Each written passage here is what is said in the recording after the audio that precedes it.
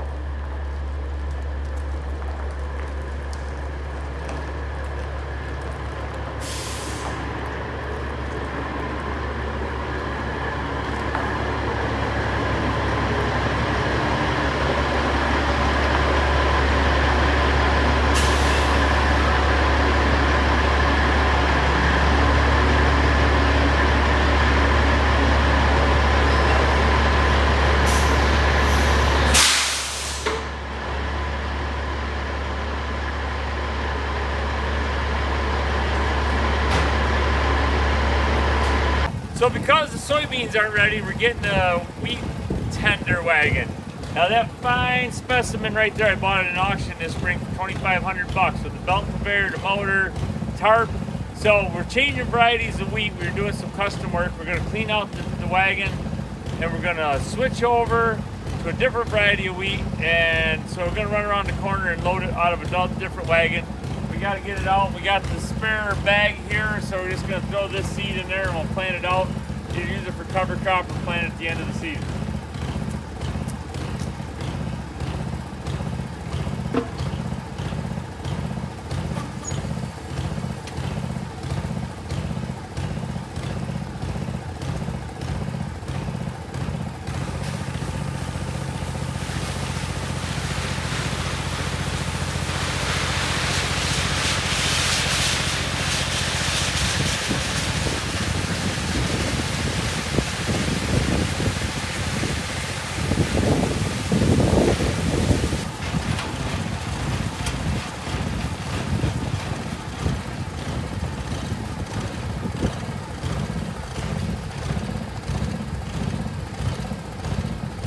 What we're doing now is we're gonna take wheat out of this grossly overloaded wagon. It is right full. I just don't trust the spindles on it. And we're gonna transfer it into this wagon because this one has a tarp. So if it sits out in the field and it's got heavier spindles and heavier tires. So we're just gonna transfer some seed wheat into this wagon and then later we'll come back and get the rest out in a couple days out of the other one.